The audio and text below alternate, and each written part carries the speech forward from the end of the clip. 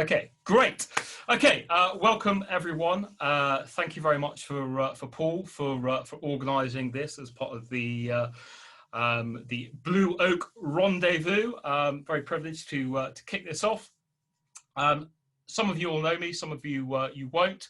But I'm going to take you through auctions this week, and then we've got a couple more webinars as the weeks go on. So I look forward to doing this and taking you through it.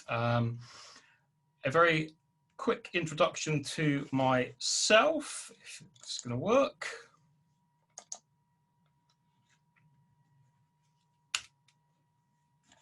Okay, just bear with me because that is not clicking through.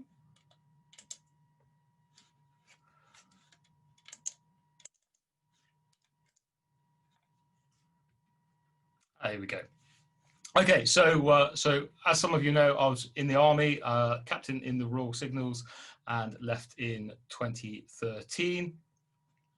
After that, I joined a company called FDM, set up an ex-forces program, worked in recruitment, placed a lot of ex-military people into IT jobs, and then got asked to take over their graduate recruitment program for a year, and recruited over 1,000 IT graduates in a year.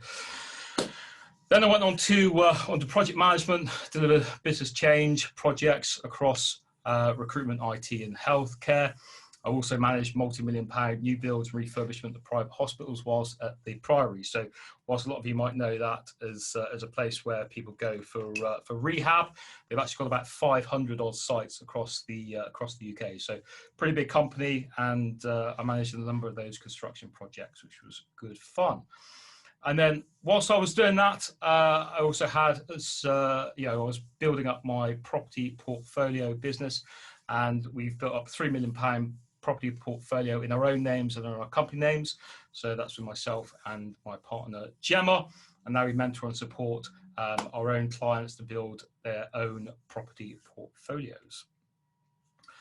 So, as some of you will have noticed, got a guitar in the background, quite a big music fan. I think this is a really nice quote, and one that you won't necessarily see. You know, it's a bit more outside of the unusual that you see. But the point of this is very much that when Elbow won the Mercury Prize in 2008, the British press hailed them as an overnight success. And his comeback was, well, it's taken us 20 years to get here. Okay, so my point is that things don't come immediately. You've got to work at it. And when you do, things will in time escalate and take off, but it does take time and effort to do that. So here are some of our auction properties that we've got.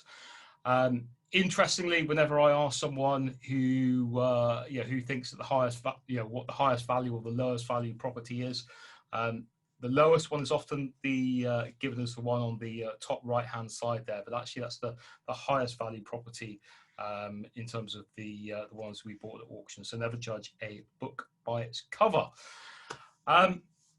Okay, going to talk about unconditional and conditional auctions, and there's a really important difference here. So your unconditional auctions are what you might call your traditional auctions.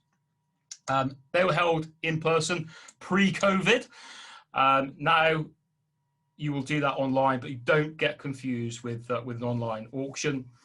You can telephone or you can proxy bid, and you complete generally 28 days after you exchange. You exchange on the day, and that's a legally binding contract. Now, if you have a look in the auction conditions, that could be 7 days, it could be 28. 7 days or even 14 days rather than 28, but 28 is standard. You'll pay the 10% deposit, and you'll pay any fees that are due on the day. And then you've got your conditional auction, or your modern method of auction. Don't particularly like the term because it implies that the other method is outdated, and it certainly isn't. Now, these are generally held online. You get longer to complete. It can be anywhere from 42 days up to 6 months. We actually did one where it was 12 weeks until exchange, and then a further 12 weeks until completion. So it actually has 6 months to complete on that. Now you pay a reservation fee on the day. That's not the same as exchange. Essentially, it gives you the right to buy that property exclusively, but it doesn't mean that you're obligated to buy it. So if you felt inclined after doing some work, some research or whatever, you could actually pull out of that purchase with no legal implications, but you would clearly lose that reservation fee. You pay stamp duty on the reservation fee as well, which is an interesting element. It's essentially counted as part of the purchase price, but it's ignored from a mortgage perspective. So, you know, swings and roundabouts in that respect. The advantages of a traditional auction: speed of transaction. This is one of the reasons that we like it. A lot of people might see that as a bit of a negative, because time is really of the essence. But actually, 28 days to complete means that, you know, you own that property within 28 days. Which, from our perspective, as long as you've got everything lined up and organised, I think that's a real positive. Now, compare that to the average time it took to sell a property last year. We don't have figures for this year, clearly, but it was 245 days across the UK and 295 days in London. Now, a slightly amusing story. I told this to my painter and decorator whilst he was refurbing a property in London. I say it's 295 days to sell a property in London, and he came back and he said, "Oh, that's almost half a year." And I don't quite know where his maths got to there, but there's a reason why he's a painter and decorator, and perhaps not in finance. Viewings are arranged for you. Okay, you have a schedule. That's quite nice. You know, if you don't like talking to people and arranging that, it's great. You get a 30-minute slot. Generally, it'd be twice a week for, you know, 3 or 4 weeks before the auction.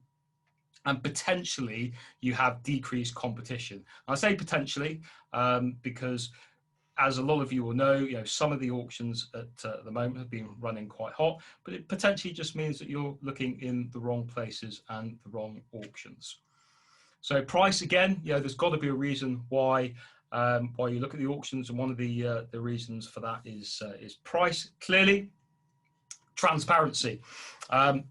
If any of you have purchased property, you know, via other methods, you know, there can be a lot of shady things that go on. You never quite know what your seller is doing, what their intentions are. They can drag things out.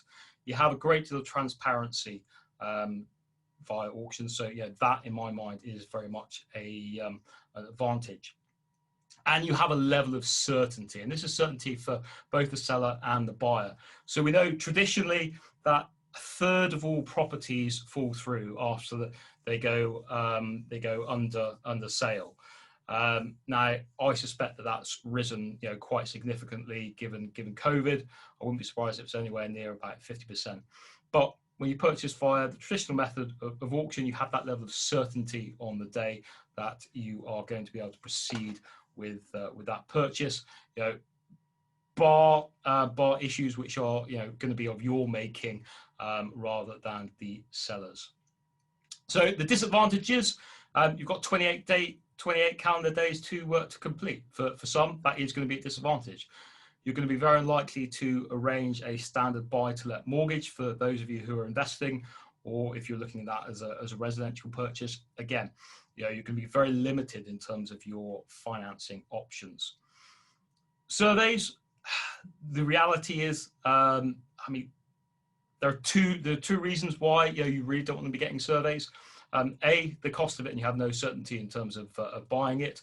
And actually, to arrange a survey and get that done is going to be really difficult to do in time in any case. So, if you're someone who's dependent on getting a survey for a property purchase, then perhaps, you know, auctions aren't for you. Finance, as we've discussed, you know, you're either looking at a cash or bridging as your two main options. If you are trying to get a standard buy-to-let mortgage on it, you need to have the backup of being able to pay cash for it, because potentially it's not going to come through in time, especially at the moment. There's a massive backlog on getting mortgages through. Now you can't get carried away, but this is clearly where you need to do your due diligence, and you need to run your figures, and you need to be very, very careful and set your line. Whatever it is, if it goes over by £500, £1,000, be confident in the figures that you've run, and don't go over that, because that's where you get carried away. Also, unfortunately, your competition gets carried away as well. They may well get swept up in the emotion of it. They may well not have read the legal pack as diligently as you have, and they might be making bad decisions. And ultimately, the person who's going to win an auction is the one that's willing to pay the most on the day. You need to be quick in your decision making around due diligence when you're looking at the property, when you're digging into the legal pack. There invariably are some challenges that you might come across, and you've got to be able to resolve those quickly. If you can't, then you run the risk of purchasing a property without going through that full due diligence process. And risk is a big thing here. Ultimately, there's always going to be more risk when you take on a property at auction than if you're buying it via another method. So you have to be comfortable with that. It's a risk reward thing at the end of the day. You need to analyze whether you think the risk of buying something at auction is worth that reward. Now, competition as well. So I had this as an advantage, but also it can be a disadvantage. If we look at some of the auctions, particularly that are happening in the Northeast with some cheaper properties, there's a hell of a lot of competition out there at the moment. There's lots of self-employed builders that have an extra 50 grand burning a hole in their pocket, and they're looking to spend it at the moment. So you do have some competition there. And on that, I see a lot of people on Facebook and various other social media channels sort of going on about how auctions are selling, and they're going way above their guide price, and they're going too much. They're going above, what their true value is, and so forth. Now, there are some reasons why that's the case, and it amuses me when I see people who get emotional about it, because you really shouldn't be getting emotional when you're looking at an auction property, because the reality is you should have a stance that you lose most of the time. If you're getting emotionally involved in an auction property, then you have completely and utterly the wrong mindset, in my opinion. So the reasons why auctions might be going higher than you think, your competition is an unsophisticated buyer, and that's what most people assume. They'll assume that people have got carried away, they've bid too much money, they don't know what they're doing. That happens sometimes, of course it does, okay, but it's certainly not the only reason. Other parties can undertake a refurb and renovation quicker and cheaper than you can. Unless you're a builder, then you're going to be paying a builder a percentage to go and take that out, and the builder needs to make his or her profit out of that. So they might be making 20%, a third on your refurb costs. If they're doing that themselves, then that's an amount of money that they can take off, and therefore they can afford a higher price. So someone might be able to do that quicker and cheaper than you can. And then this is a big one. You don't see the true value in that property, whereas other people do. So you might just see a 3-bedroom semi-detached house, but actually it might have a piece of land that is really valuable that you can build on. You might be able to do a loft extension that you haven't thought about. You might be able to reconfigure that to make that more profitable. So there's lots of reasons why actually that property is potentially worth more to someone else than you're willing to pay. And then the one you can't do anything about is if your competition is a residential buyer. If they've set their hearts on that, and that's when emotion does set in, and you should be emotional about your own home, nothing wrong with that. It might be that someone's looking at that property and saying, well, it's the only one within that road, and I want to live in that road because my elderly mother is there, for example. So there's lots of reasons why a residential competitor will pay more for that than you. And then the other one is underwriting. I haven't got time to go into that at the moment, but underwriting does go on, and that does push the purchase price higher. If you're interested in that, just give it a quick Google and you get an explanation of it. So I want to go through timelines because I've talked about the fact that a traditional auction is generally 28 days. Now, can be 7 or 14, and you have to have a look in special conditions for that. Now, whilst 28 days might sound a long time, that can get cut away very, very quickly. And it doesn't take much to take a week off. You could have a survey that takes a week. I had this recently on an auction property. I had a survey arranged by our bridging lender, and it took 8 days to conduct the survey and to send a report in. That's 8 days that I couldn't get back. There's nothing I can do about that. So this is a real scenario that I had last year, and it's one of the case studies that I've got later on. So the auction was on the 23rd of March, and you therefore got 28 days until the 23rd of April to complete on that. Clearly take out all the weekends, okay, because nothing happens on the weekend. It happens to be Easter, so that means there's 2 bank holidays that you lose, and when you're down to a few days already, losing a couple to bank holidays really bites in. Then you've got the fact that it's the auction day itself. Now we actually purchased this post-auction, but hopefully the process applies. But if you buy this at 4 o'clock, 5 o'clock on the auction day, you're clearly not going to be able to do any business on that. If you're lucky, your solicitor will receive the contracts the next day. But if the auction house are a bit tardy, sometimes that can take 2 or 3 days, and your solicitor again can't do anything until those contracts have arrived. Then generally your solicitor will want the funds to come through the day before at the latest in terms of your completion. If they do come through on the day, you've generally got to complete by 2 p.m. If you haven't done it by 2 p.m, if the seller hasn't received their funds by 2 p.m, then it's going to roll into the next day. So that means you've got 15 working days in that scenario. So you've got 15 working days, and that's the best case in terms of your solicitor, getting it.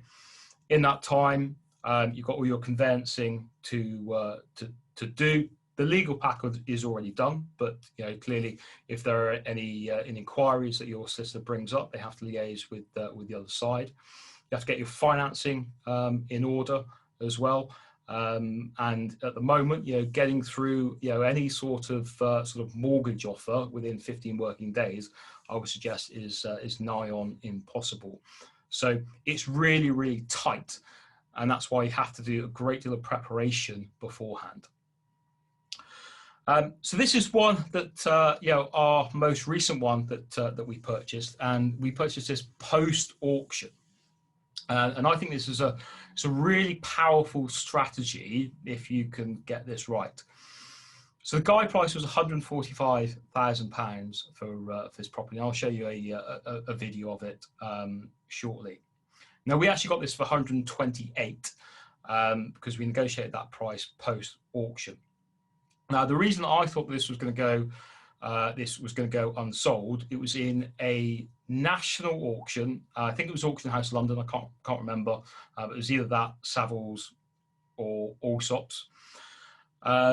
And the company that held this property, they were selling 4 other properties in Gloucester on the same auction. Now, I've never bought 2 properties at an auction. I don't know anyone that has. So if you go and buy one of those 4 properties beforehand, then it takes away a lot of your competition. It's a regional property, pretty low price, given the fact it's in a London auction. And my bet was actually that we're not going to have much competition, and I wouldn't be surprised if actually no one bids on that property. So I tracked it, I watched it, had a look at the bids to see if anything comes in, because it will still go unsold if it hasn't reached its guide price. It didn't it went unsold, immediately called them up. We had about an hour or two in terms of negotiation over price and also time frame. We ended up buying that for 128 grand. The refurb has just started on that. We estimate it to be about £45,000, and we'll be looking to refinance it for about 250 at the end. And interestingly as well, 3 years ago, the seller bought that for 250 grand. It's been trashed since, which you'll see shortly, but there's a good profit margin in that, and that's why I think that buying post auction is really powerful. And I'll take you through some of the advantages of that later. So this might screw with your eyes a little bit, but I'll run these 3 videos at the same time. Otherwise, we'll be here all evening. So on the bottom, we've got the ground floor, then you've got the garden in the middle, then you've got the top floor on the right-hand side. There's quite a lot of damp that's in there. On the right-hand side now, you'll see one of the back bedrooms. And it's had all the pipe work that's ripped out. So they actually had squatters in there. You see some grass growing at the fireplace on the left-hand side. So they cut away a lot of the pipe work, and somewhat annoyingly from my perspective, it just frustrates me that they cut all the pipe work out and they left it there. So they didn't even bother selling it for scrap.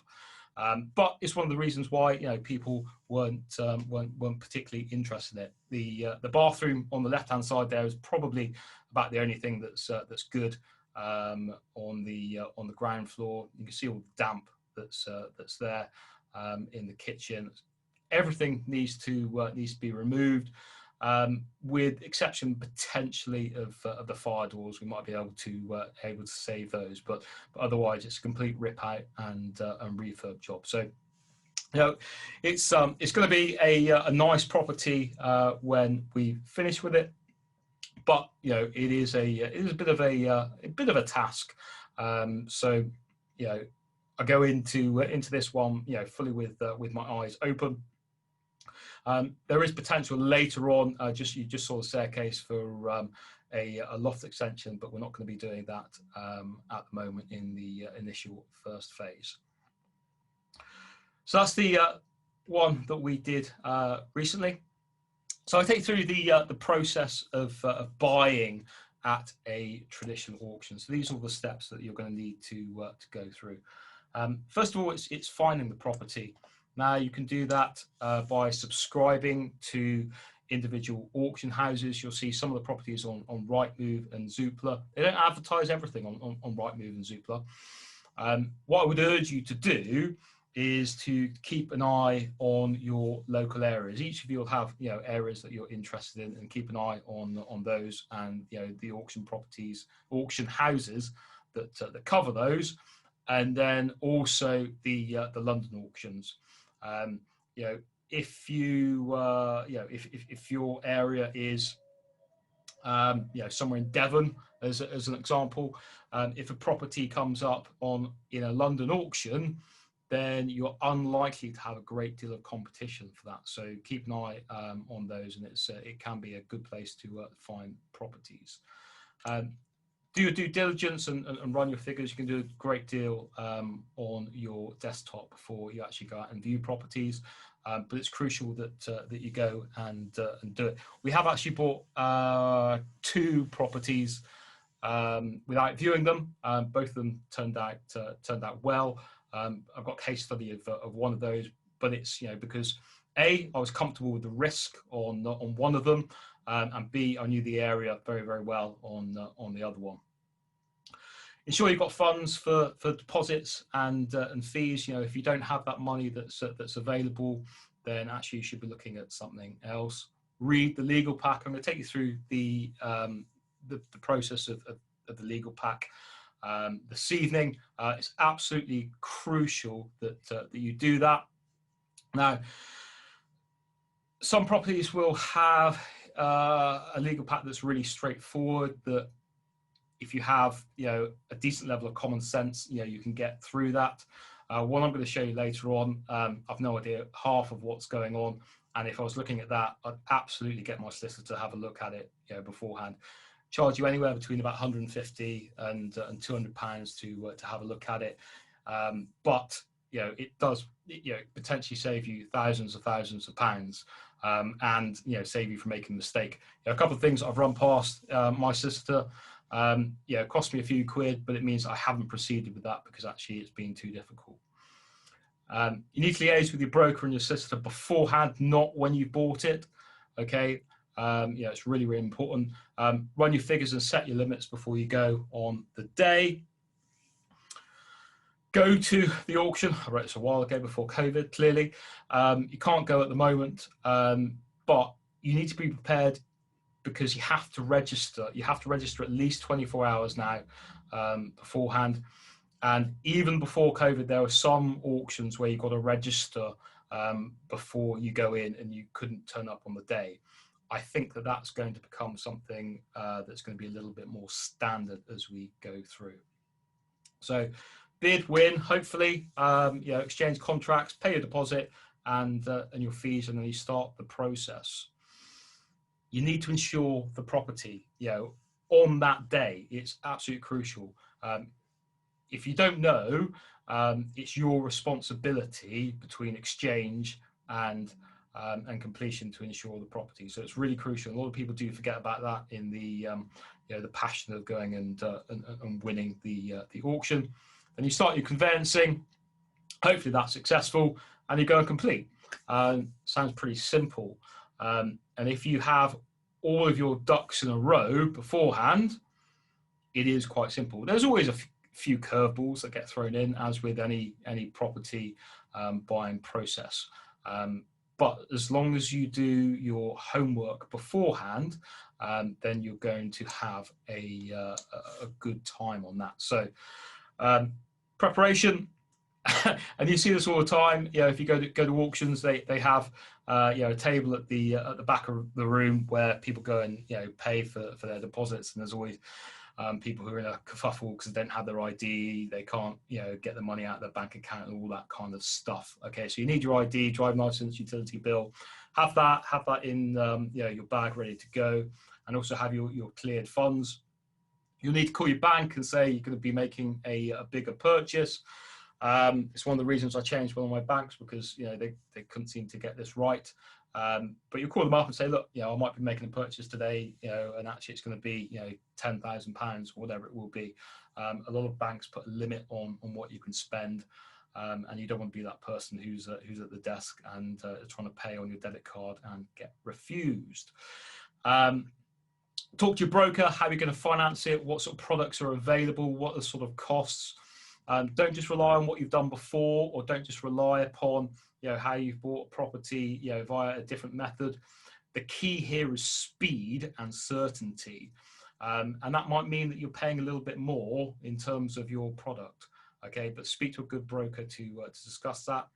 Speak to your solicitor beforehand. We've got 3 solicitors that we use. Sometimes not at the moment, but sometimes they go on holiday. So if you haven't spoken to them and they're away for a week during that 4-week period, okay, that again is another week that you lose, and that increases the risk of you having issues. So engage with everyone beforehand. Tell them what you're doing, tell them what your plan is, okay, and get all of your ducks in a row. Speak to an insurer as well. There are some instances where insurance costs a hell of a lot of money, or it might even not even be insurable. So just make sure that you get that squared away. And then if you're buying through a company, then you've got a few additional things that you need to have. So you need to have written permission by all of your directors. So if there are 3 or 4 directors in the company, you need written permission from all of them to proceed. All of the IDs need to be checked. You'll have your own ID checked personally. There's a process, can't remember what it is, but they do that electronically. But it's worth taking IDs with you if you can. Your incorporation certificate, and then this is an interesting one. Minutes of the decision to show that actually you as a company have decided that you're going to bid on this property. Okay, so even if you're a one-man band, you still need to have that minute that's there to show that you've made that decision as a company. So this is what you can do to get prepared beforehand. Have all of that in your back pocket. You're ready to go. That could save you a day, 2 days, 3 days, and that's massively, massively crucial. You know, time honestly is so important. So let me take you through a little case study. This is in Braintree, and we bought as the auction property the bottom floor. Now this was one where I got approached by the or one of the producers for Homes Under the Hammer, and she collared me as going back to the back of the room, and she said, we just recorded your purchase. Yeah, we thought it was really interesting. So I'm sure she says that to everyone. But she said, do you want to come on the show? I was like, absolutely not. And she said, why is that? Well, I said, first of all, it's like 3 o'clock in the afternoon. I'm meant to be at work. Okay, so at some point the show will come out and someone will think I'm skiving off, which I absolutely was. Second of all, I've not viewed it. And there is no way that you are seeing my reaction to a property that I've not seen before on television and having that recorded. Not having it at all. It turned out well, and this was the one that I was talking about. It was a calculated risk, and the risk was, actually, if it wasn't a good property, I could throw it back in the auction, and I might lose £5,000 to £10,000 on it. But it was a risk that I was prepared to take. As you can see, it was, it's a really tired property there. And then what turned this into a really nice property from our perspective was the fact that, just clicking again.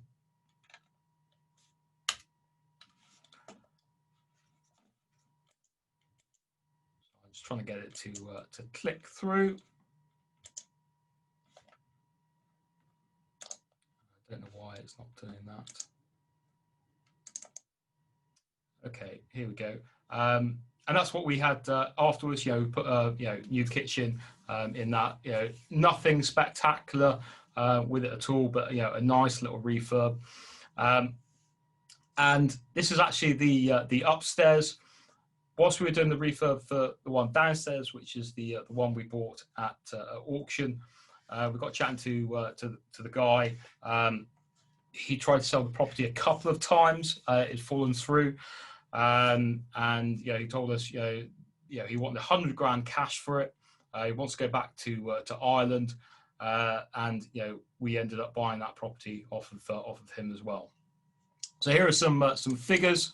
The ground floor one is the one we bought at auction. We paid £91,000 for it, and we paid cash for both of these. Again, I talked about the the challenge with financing and so forth. With this, because it had a short lease, it was easier to do it with cash. We could have gone down the bridging route, but relatively speaking, it's a small purchase, and those bridging costs really rack up when you have something that's quite a small purchase relatively. So we've got good figures on that. Total spent on the ground floor flat, £105,000.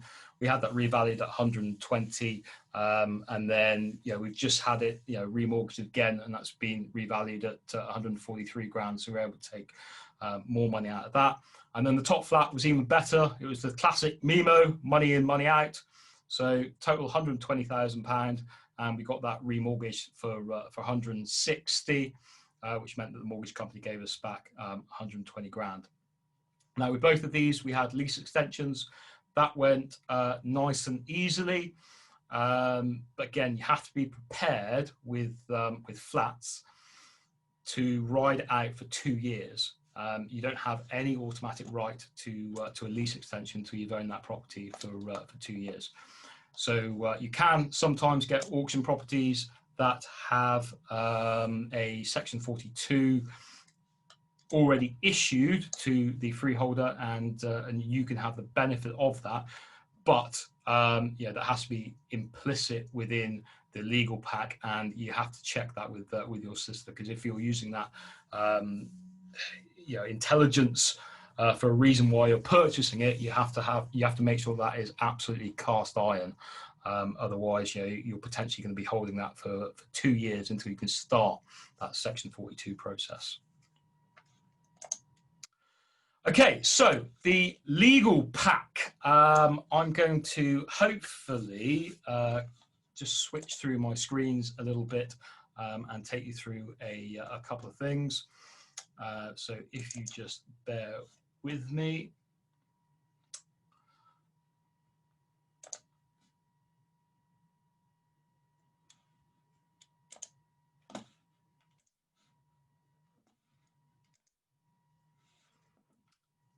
Okay, can someone give me just a quick hands up? Christina, can you give us a hands up that you can see there's about 10 or 12 you know, documents here. Paul, you're in there as well. Can you see that? Okay, happy days. Okay, so this is your legal pack, and this is what you'll go, you know, one of the sorts of things that you can go and see when you download this. I'm not going to take you through all of this, but you have the standard things, you know, your AST, your lease, special conditions is where you really want to be looking at, you know, and you have got your titles and all that kind of stuff. Again, if you're unsure of any of this, then you need to make sure that your solicitor looks over it. Now, I'm going to put this on. If you just bear with me again.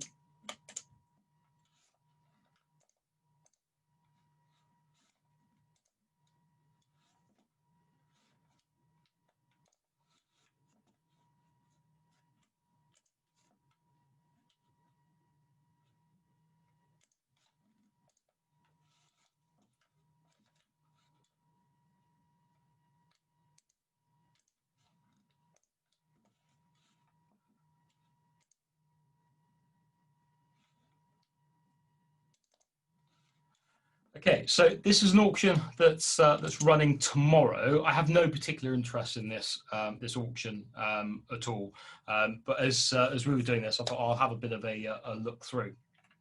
Now, this is what particularly caught my eye, and I thought I'll dig into this a little bit deeper. So we've got lots 73 to 76, and we've got 3 in the same road. And then we've got one other also in St. Anne's. Now, I've never been to St. Anne's. I don't know whether anyone else has, but it's going to be pretty unusual that you're selling 4 properties at the same time. So my initial question is, you know, I think this is probably from the same seller. Now, that potentially creates something a little bit like the property I talked about earlier, of a scenario where, hey, you know, I might be able to knock my competition out. You know, because again, you know, most people don't buy more than one property at an auction. So make sure I don't bid on anything there. So I had a look at this property and just downloaded the legal pack. So I'm just going to take you through that now, and just some of the pitfalls that you can have on that.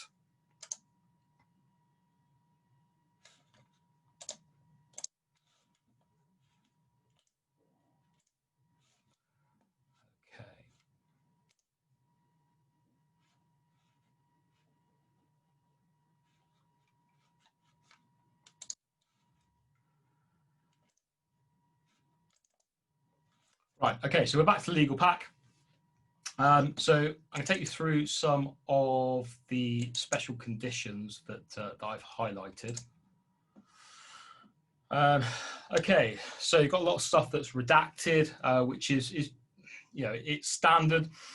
What does amuse me is when they redact the seller, you know, a lot of the time, because you can just go and get that information from the land registry, and it costs you £3. But what we see here is that, so in terms of things that are unusual, 50% of the purchase price is payable on the deposit. Sellers entered into a share purchase agreement. Okay, so they have the party that's selling the property via auction has an agreement with the owner of the property. Okay, so that's why this makes it a little bit interesting, and this is why absolutely I would not proceed with this property at all without getting my solicitor to have a look at it. And the reality is, because of a lot of stuff here is redacted, I would probably only look at this post-auction and put in some inquiries and get some further clarification on things. Now, clearly, I know you can't see all of this that we're scrolling by, but I've highlighted some things I think are interesting. So the buyer will pay the seller an additional sum of $6.5 grand, or 5.5% of the purchase price, and that's slightly unusual in terms of a traditional auction. The buyer shall be responsible for all costs in connection with the release of any title restrictions and any deed of covenant to be entered into or required to be entered by virtue of the top contract. Again, I'm not a legal person. That worries me. That says to me that's going to cost me money. I've no idea what it is, so a solicitor will need to go and have a look at that. This is an interesting one, notice to complete. Now, notice to complete is something that you should have in your back pocket if you go and buy at auction. Essentially, if you don't complete within that 28-day period or whatever is specified by the contract, then the seller will, the seller's solicitor will put a notice to complete on you. Now that means that you then have a further period of time to complete, and that can range anywhere between 1 day to 14. The standard is 14, but you need to check that when you're having a look through your special conditions, because if it's 14 days, then you have an extra 14 days to complete on it. And the legal work, there is zero legal work to it, by the way. It's just it's sending a letter. So charging you £1,500 is quite a big fee. The seller should be entitled to rescind this contract at any time. Now, I haven't seen that before either, so that's quite a worry that you've got in there. Engrossment costs and seller's costs of £2 grand. Those are just things that you have in there. Now, this one is really interesting, and this is something that you need to be aware of, and you need to be able to dig into the details. So in this clause, arrears means all sums due from the tenant under the AST due to the owner before completion which has not been received. So in my mind, I read that and say, okay, if that tenant hasn't paid any rent for, let's just say, 2 years, and is 2 years in arrears, that amount of money, £10,000, you, as the buyer, have to pay the seller, and then it's your responsibility to then claim that back. So you've then got legal fees, potential eviction fees, and all that on top of it. So there's a lot of red flags that you have on this one. And then completion of the sale of the property shall take place on the 1st of February. Now that's because that's when the option contract runs out. So whilst it looked an interesting property to start with, so many red flags on this one. I personally wouldn't go anywhere near it. Not interested anyway, but just reading through those special conditions, far too many things that have come up on that one. I'm going to take you through another one that I've got just to add up some of the figures as well. So I'll try and put you briefly back to the presentation.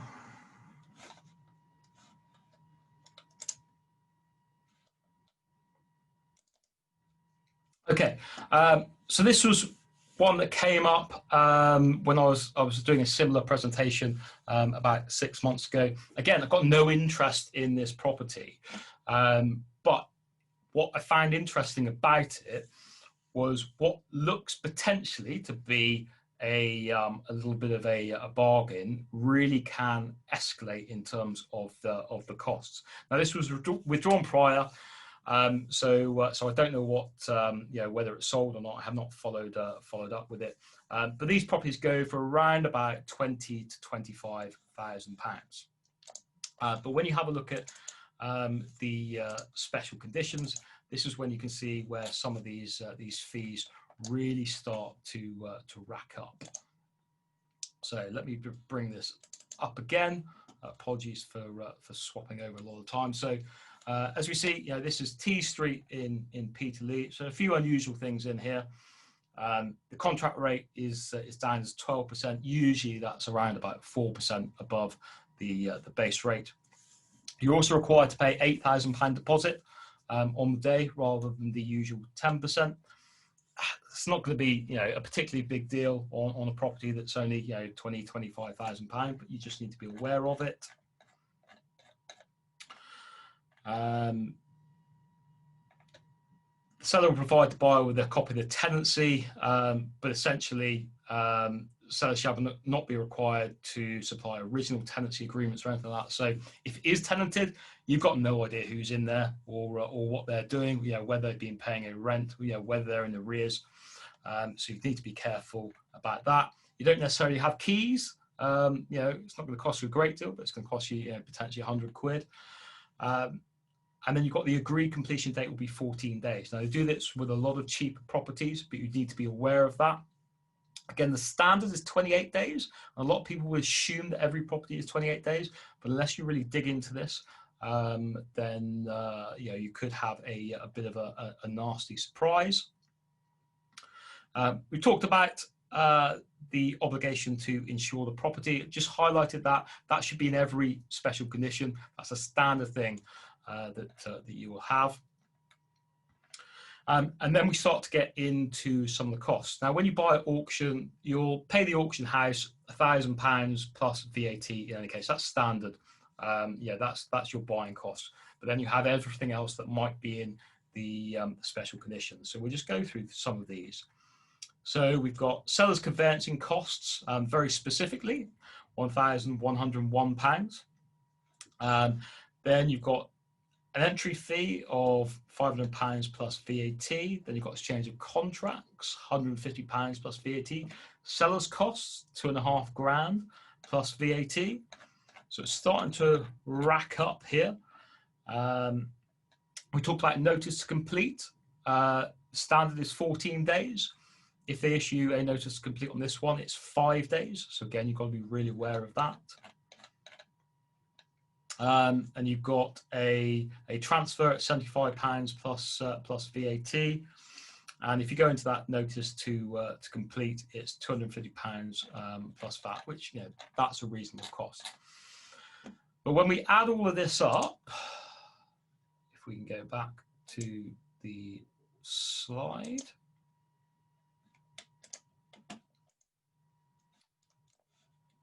Okay, so we've got purchase price circa 20 grand. So you may be looking at that and thinking, okay, that's a little bit of a bargain. But then you've got your costs. Okay, I've just gone through all of those. Adds up to just over 6 grand. Okay, on a tiny little property that's only going for 20,000, 25 grand. Okay, and a lot of people don't read through this stuff. If you're making a buying decision and you're buying that sort of property, then money and cash is going to be something that you're very cognizant of. And then to get a bill of just over 6 grand before you even start talking about your broker, not that you can be able to get a mortgage on that sort of property, but then your conveyancing fees and all that kind of stuff that's on top. So it adds up. So you've got to be aware of these things. That's why you've got to massively dig into the legal pack. Okay, that is traditional auctions. I'm just going to spend a couple of minutes going through the modern method of auction. Now, here, take a glass of water. You've got an increased time to exchange and complete. Now that allows you to have greater finance options. So we've talked about one of the challenges with the traditional method of auction that you've got to do it within 28 days. Now you have every chance of being able to arrange standard financing on a property. So that's a big plus that you have. There's decreased competition. I'm seeing more competition, I think, since we've gone into lockdown. And the reasons for that, a lot of these properties via modern method of auction. They don't have a great deal of advertising. They are run by estate agents sometimes, so they don't necessarily get the national coverage that, that certainly you would get in a big London traditional auction. You get high fees. Generally, your buyer's premium is going to be anywhere between about £4,500 to £6,000, and that puts people off. However, if you work that into your figures and it's a good deal, so what if you're paying a high fee? If that's just knocked out all of your competition and therefore you've got no one bidding on it, well, hey presto, you know, that's potentially a really good plus. And then you have auctions that are held one at a time, you know, with unconventional finishing times. You know, people are at work, you know, so actually people may forget about it and miss it. So again, it's decreasing your competition, which is always a bonus. It does minimise the risk of the seller withdrawing. They have an obligation to sell that to you. I don't know the legal ramifications if they actually you know, withdraw from that. It's not going to be as severe as a traditional auction, but I would assume that you'd get your buyer's premium back. But it minimises the risk of that falling out of bed. So your disadvantages, we talked about high fees. You could look at this, you know, potentially is as a comparison for a sourcing fee. You know, you might be paying anything from £2,500 to £5,000 for a sourcing fee. So if it's the right property, then again, it's worth paying for. But it's also in proportion to the purchase. You know, £5,000 on a £500,000 purchase, when, you know, in normal times you'd be paying £30,000 stamp duty on that. In any case, is perhaps small fry compared to a cheaper property. Your reservation fee is not part of the purchase price, so you know, you have implications of the mortgage. So, you know, if you just look at, you know, you've got £40,000 plus your £5,000 fee there, you can only get, if you can get a mortgage on a £40,000 property, you only mortgage that on the £40,000, not the 45. Okay, so there's a little bit of an implication there. But as I said before, you also pay, you know, stamp duty on that reservation fee, but you know, it's a few £100, so it's not a big deal, but you know, it's a consideration that you have. So the process of buying through the modern method, it's very similar to your traditional method. You probably have to look a little bit harder for the properties, especially if you're out of area, and you'll need to keep an eye on things. But you need to do your diligence as well. You know, viewing the property. Read the legal pack, you know, as per usual. Liaise with your broker and solicitor. Run your figures, set your limits. Again, you know, in a similar way to being at a traditional auction, you can get carried away with these things. We've all bought, you know, silly things on eBay and paid too much for it. It's exactly the same with a property. You need to register it, so you've got your IDs and all that kind of stuff. And the difference here is, I mean, it's the same now as when you have an online traditional auction.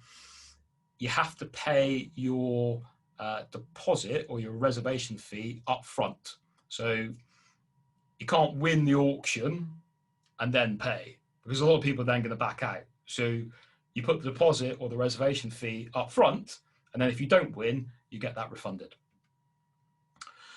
And this one really makes me laugh, to be honest with you, because people whinge about it.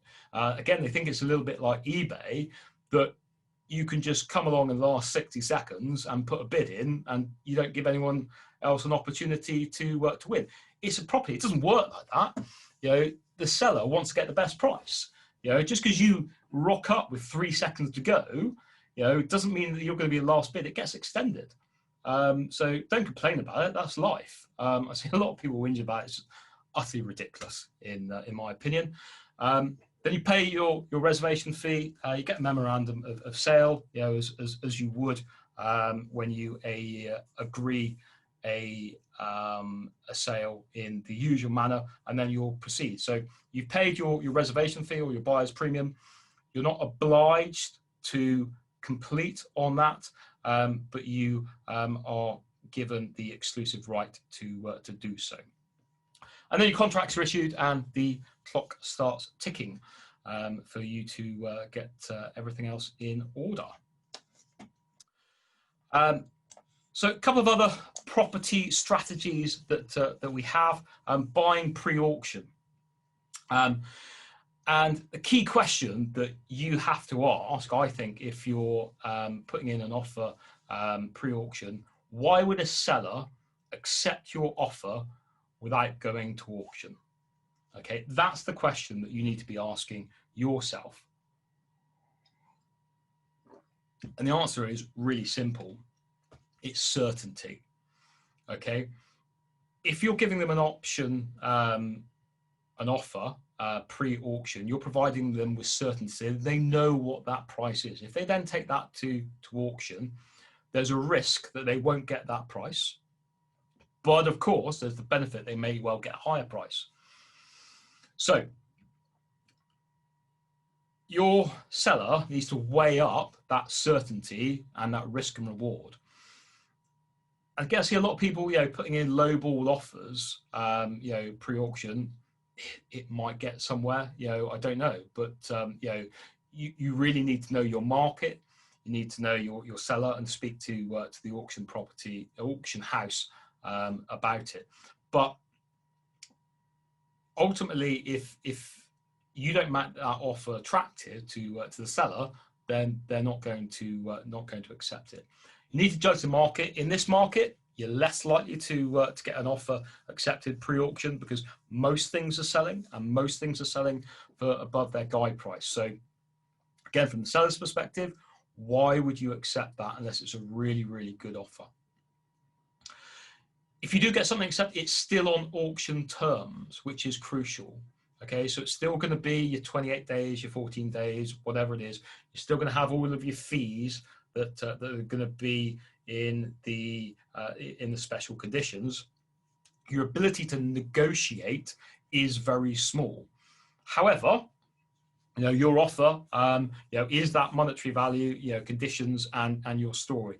You don't really have a great deal of opportunity to tell your story in this, but it is the money.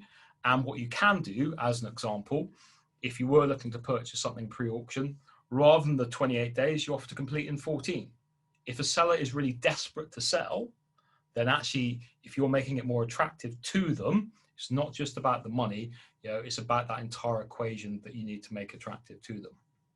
So buying pre-auction, it's a good strategy. It's less likely at the moment when auction properties aren't selling or are selling, just above their guide price. That's the time when pre-auction is a really good strategy. Ultimately, it always needs to be attractive to the seller. You're providing them with certainty of that offer rather than taking it to the auction and being unsure of the end value.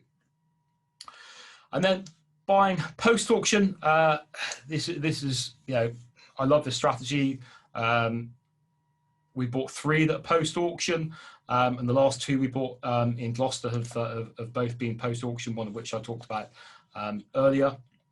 Now, the advantage is the guide price. That should be the reserve price. The reserve price post-auction. Okay, you don't know the reserve price, pre-auction or during the auction.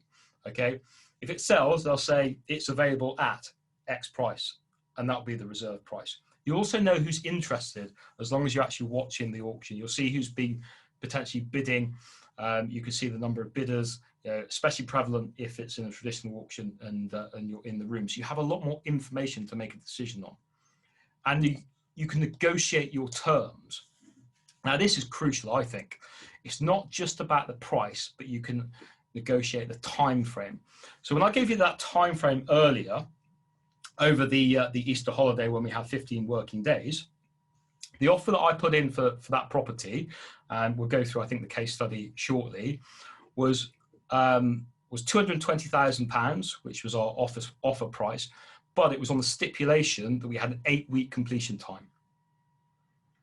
And that was crucial in my mind, because what that allowed us to do was to give us a more than a fighting chance of getting traditional buy-to-let finance on that property, and it meant that I didn't need to go down the route of bridging, and that saved me, you know, a hell of a lot of money. So post auction, you can negotiate on the terms and not just the price. And your buy price can be less than the higher offer at auction. So if you're watching the auctions, if it doesn't meet that reserve price, it'll go unsold. And I see it happen so often, especially in the London auctions. It's gone unsold. The buyers have just gone on, moved on something else and bought something else. So that offer is now pretty much off the table, and potentially you can get that for a price that's lower than the highest offer during the auction. So it's a really, really, powerful strategy. And again, talk about, you know, the offer, it's the monetary value, and it's the conditions, and it's your story. So your story is all about how you can be advantageous as a buyer. And being an investor, being able to say that you're a cash buyer, being able to say that you're experienced in terms of raising finance, all adds to it a little bit. If, for example, you're competing against someone who's buying that for their residential property, again, the seller is making a decision, and they may well go with the investor because it provides them with a greater level of certainty and assurance rather than that residential purchaser. So disadvantages, clearly it's got to go unsold. You know, if someone bids, you know, higher than the reserve price, then, you know, you're out of it. Yeah, that's a downside. It does mean that you probably have to keep, you know, an eye out on more properties than you would if you actually bidding. And, you know, you need to be sure on your due diligence. You got to ask your question, ask the question. Why has this property gone unsold? Why does no one else want it? You know, so you have to be really certain in terms of you know, your background, your research on it, because, you know, ask that question: why has no one else bought it? And competition, you can still have competition post auction. It doesn't mean that you're going to be the only person who's bidding for it. You can actually create a de facto kind of bidding war afterwards, because, you know, you'll put an offer in, someone else will put an offer in, and it's, you know, the auction house and the seller who are going to be wanting to get the best price. So you may well have competition that may well bring the price back up again. So this is the property I talked about a couple of times. This is in Streatham. This is the one we bought post auction, and we negotiated a 8-week completion time on it. And what really attracted me to it is the fact that it looks tired, you know, but it is just about lettable. And I was confident, therefore, that I could get standard buy-to-let mortgage on that, undertake the refurb, and then refinance at the back end without using bridging finance. So we had a product that had no exit fees. You know, it either had no exit fees at all, or it only kicked in after 6 months. I can't remember, but we refinanced at the 6-month point because that was easier. But those are the before pictures. So just about lettable. That's the refurb that we did on it. You know, we put it up to a high standard, and here are the figures. So we purchased it for 220 grand. Purchase fees, that includes the auction fees, that includes solicitors, brokers, you know, etc. You know, in total, we spent just short of £245,000 for it, and we got that revalued at 315 grand. So we increased that by, you know, increased the value of that by £95,000, and we had it revalued just before lockdown, when everyone was doing elbow bumps and all that kind of stuff for the first time. I'm pretty confident that we would have got our valuation that we went for, which was £325,000 if it wasn't for COVID. But we've still done really well. We've left 8.5 grand in the deal, and we've got a property that is 150 meters away from a Zone 3 station in London. I've never had any issues letting it. And then what has amused me on this one, this is in Lambeth Council. We rent it to Croydon Council, and they pay us a guaranteed rent each month, whether it's got a tenant in it or not. We've actually got a wonderful tenant who's in there, and they also gave us a £2,400 bonus to let it. We didn't pay any let fees or anything like that. So it's a really nice deal that we've got on that one. So my top tips. You can tell I wrote this one a little while ago, but the point remains the same. It's not just getting to an auction, but it's actually having a look at those online auctions and having a look at the process and how that works. So do that as soon as you can, because what you don't want to be doing is when you're buying your first property, or you're seriously trying to buy your first property at auction, you don't want to be doing that for the first time. Be in the room if you can. You get so much out of it. It's really, really important. Preparation, as we've talked about. Speak to the auction house, phone them up, talk about the property. You might be able to glean, a little bit of information, from them about the seller, what they're looking for. They shouldn't tell you, but sometimes they let these things slip. Check the lot the day before. Need to be doing that, especially if you were traveling to an auction, because sometimes these things, clearly get sold beforehand. Read the legal pack as we've discussed, and then understand why the property is being sold. And this gives you a lot of intelligence about it. I don't have time to go through that in detail, but if you know why the seller is selling it, it helps you out massively. So reasons that I've got are probate, repossession, issues with the property in terms of structurally, things like, it's got subsidence, it's got Japanese knotweed, it's a property of non-standard construction, so you might have mortgage issues with that. Order of a housing association, that's usually quite a good one. Other ones we've got short leases, absent freeholders, new build properties. Often developers will sell off their last remaining stock so they can just move on to onto the next project. Nothing wrong with that, but as an investor, it's probably not the sort of property you want to be going for, because you aren't able to realise value of that unless you're getting a good discount off the price. You've got tenanted properties, and in this day and age, that's really difficult. We talked about the fact that actually in the special conditions, as a buyer, you might be liable for those arrears. And if it's a regulated tenancy, I see people buying properties that have got regulated tenants in them. Often they have a tenancy for life, and it is at a discount rate. So you're very restricted in terms of what you can do, and you're potentially just waiting for that tenant to die, which is. Do we want to be in that position? I don't think I do. So I stay away from regulated tenancies. And it's good to lose most of the time. If you're buying every single property that you're looking at auction, I'm suggesting that you're doing something really wrong. I don't know what my ratio is, but it's probably something like 1 in 10 of properties that I bid on.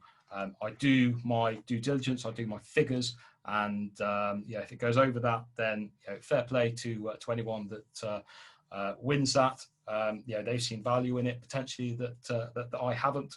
I stick to my figures, and this is what we do as Full Circle. This is what we call our property life cycle, and that, I think, is the end of my presentation on auctions. So I'm going to, it says ask to unmute, Paul, so I don't know whether that's something that you can do. We'll just keep you host, mate, just for the recording there, if that's all right. Yeah, absolutely, yes. So, I mean, I could have Mate, probably. thank you very much. Killer presentation. Good, yeah. I could trying to fit everything into as close as an hour as I could get. I could probably talk for a good half a day on auctions. So yeah, hopefully that was okay. No, it was absolutely killer, mate. Thank you very much. You got time to rattle through? Yeah, of course, questions? absolutely. Got all the time in the world. So Nicoletta is asking if we could get the slides. Yeah, no problem. Perfect. Do you want to ping them to me, mate? I'll put it in the WhatsApp group, or however you want to do that. Cool. And then Susie is asking, is the benefit to estate agents for modern auction that they make more money out of it as opposed to standard selling by their agency?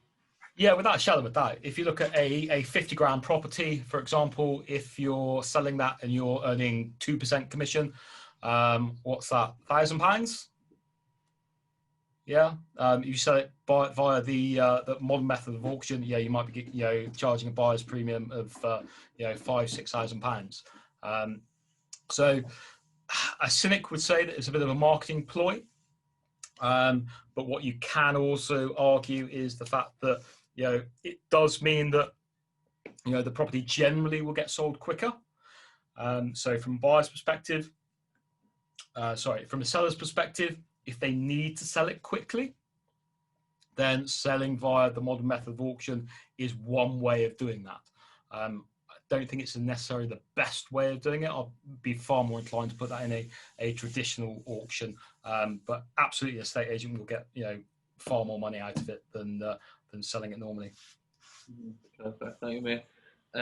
Nancy's asking, how did Croydon Council find you? I found them.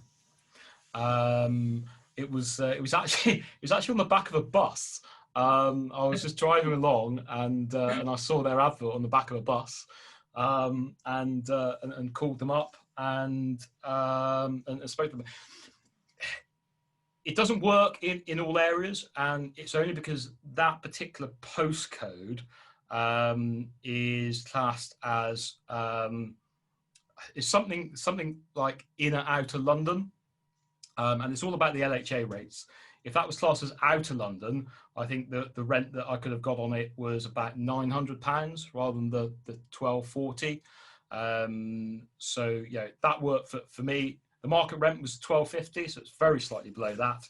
But haven't paid any letting fees, and of course they give you that bonus. So my recommendation would be to call up any councils. It doesn't necessarily have to be the one that you're in, and see if they have any programs or any funding for that at the LHA rates. It has to be in an area clearly where the LHA rates correspond to the market rate. That doesn't work in every area, so speak to the council and see if it lines up. Perfect news, mate. Would you ever get a survey done before auction? Cheryl is asking. Very unlikely is the answer. Is that just the time? Say again? Is that just because of the time? It's more the cost, to be honest with you. It's not the cost of the auction of the survey per se. I wouldn't mind spending £500,000 on a survey if, depending on the results of that, I was guaranteed to get it. Yeah. But if my ratio of buying a property at auction is only 1 in 8, then actually I'm shelling out potentially 8 lots of surveys, and 7 of them I'm losing. My suggestion would be, if you think that you need a survey, either you take a builder around with you, or perhaps it's not the right property for you to be buying, and for you to leave that to someone who's happy with taking on that risk. Perfect. Cheers, mate. Anna is asking, if we want to extend the time, best way to negotiate ourselves with auction house, or ask the solicitor deal behalf of us? I've always done it directly with the auction house, because at that point you're dealing directly with the auctioneer and you don't have your solicitors involved.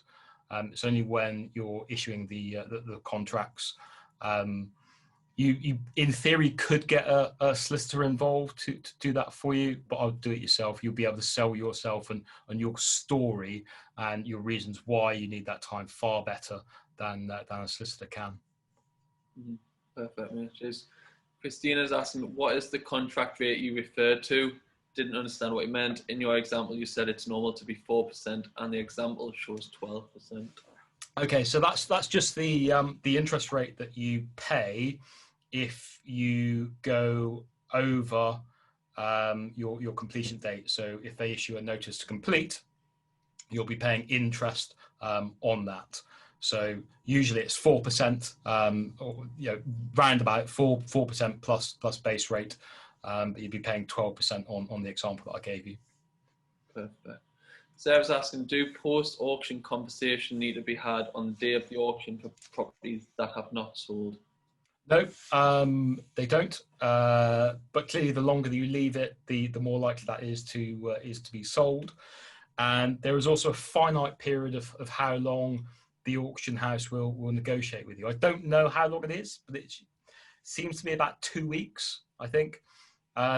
If they haven't sold your property post-auction, then either that's going to go into the next auction, which will be a couple of months, or what usually happens is that the seller will contract with a different auction house and put it into a different auction. So you've usually got a period of about 2 weeks.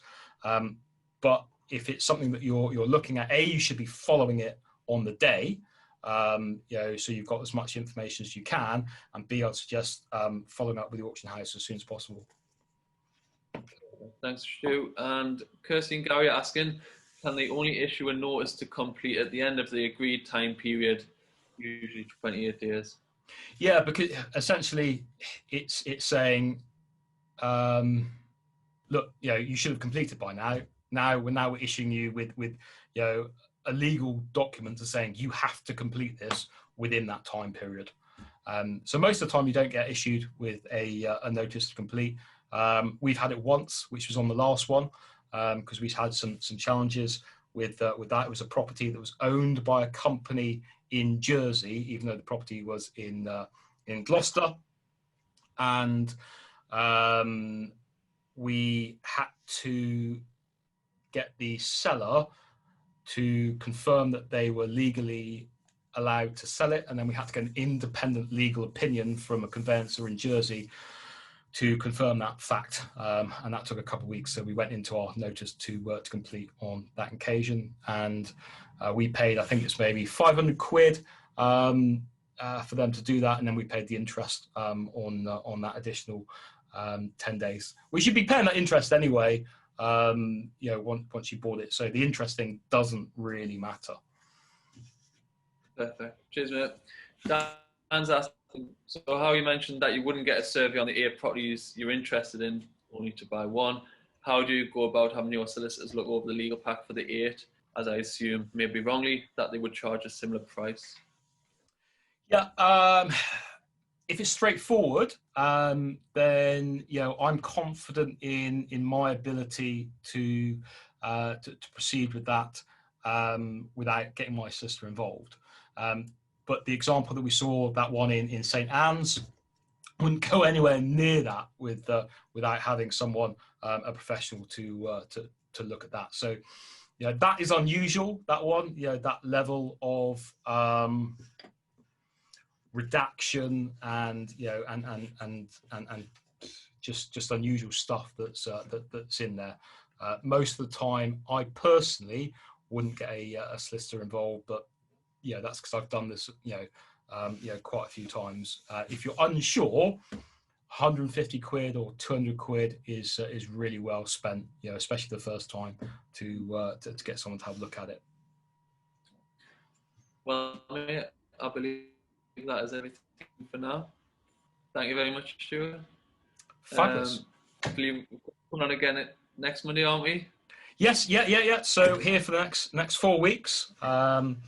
So I can't remember what we put down for next week. I think you're going to talk us how to build a diversified portfolio of such a substantial size while working away, mate.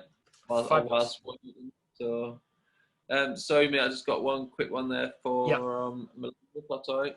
So, are there solicitors specifically experienced in auctions? Good question. I don't think it's a specialism, to be honest with you, because most of what you would see in an auction pack you would get through your usual conveyancing. But what you do want is absolutely to make sure that your solicitor has experience of going through auctions, because the crucial bit is time. You know, a lot of solicitors are a bit tardy. You know, they're not great with their time. If they're not happy to do things quickly, then move on to a different solicitor. Perfect. Well, I hope that answers all the questions there for everyone. Stu, I'm going to let you enjoy the rest of the evening. Thank you very much. My pleasure. And Paul, thank you very much for organising this. You know, delighted to be able to kick it off, and you know, there's an incredible amount of content coming up over next month. So you know, a personal thanks to you, and well done on that. Thanks very much, mate. Well, look forward to seeing the presentation next week. Brilliant. Perfect. Okay. And everyone else, enjoy the rest of the evening, and I'll see you tomorrow night at 7:30 for the beginning of Ross Smith's free 4-week program that he's very kindly putting on for us all. So until next time. Brilliant. I'll see you all later. See you later, Stu. Thanks very much. Thank you very much. Cheers. Bye-bye.